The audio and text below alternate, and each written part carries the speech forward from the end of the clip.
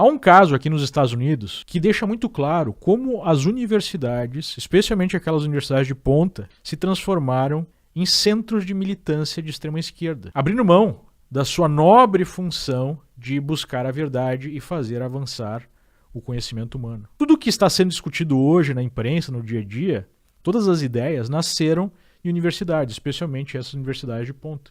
E faz alguns anos, ou até mesmo algumas décadas, que a esquerda aparelhou tais universidades, alcançando a hegemonia, partindo então para o uso dessas universidades como um aparelho de propagação das suas ideias, das suas ideologias. Me refiro ao caso do Roland Fryer, um jovem economista negro que foi o mais jovem professor a receber uma cadeira, na Universidade de Harvard. Em conversa com a Bari Weiss, ele contou o seu calvário. Em 2016, ele resolveu fazer um estudo sobre um suposto viés racista da polícia de Houston. Ele usou milhares e milhares de casos investigados pela polícia, de ocorrência, e ele esperava então provar com números que existia sim racismo na polícia. Só que, para sua surpresa, ele chegou à conclusão que haveria a menor chance de você ser morto em confronto com a polícia sendo negro do que sendo branco, contrariando a lógica do tal racismo estrutural e da polícia racista. Ele encontrou racismo, sim, nas abordagens policiais. Racismo não, mas uma evidência de racismo, porque, segundo ele, pelos dados analisados, existia uma chance maior de um negro ser abordado pela polícia do que um branco, mas uma chance menor de morrer em confronto com a polícia do que em relação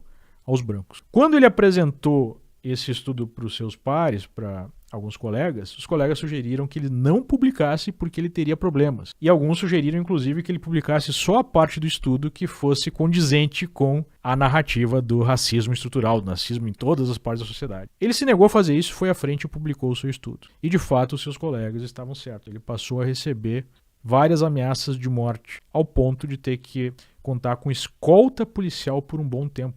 Ele fala que, naquela época, recém tinha nascido seu filho, e ele então ia até o mercado comprar fraldas com escolta policial, numa situação que ele taxou de surreal. Para completar, ele passou a ser investigado em Harvard por assédio sexual, numa investigação que foi aberta pela ex-reitora Claudine Gay, que representa todo o extremismo de esquerda no meio acadêmico. Recentemente, ela foi demitida da presidência de Harvard por plágio. Ela plagiou mais de 50% do material apresentado nos seus poucos papers, enquanto Roland Fryer tem mais de 50 papers e é reconhecido como um grande economista. A Claudine Gay também ficou famosa por ter ido até o Congresso americano e dizer que um estudante de Harvard não deveria ser expulso da faculdade só por defender o genocídio dos judeus, no âmbito lá do conflito com os palestinos. Esse é o tipo de militância de extrema esquerda que nós temos hoje no controle das universidades de ponta americanas. Mas voltando à história do Fryer, essa situação toda mostra como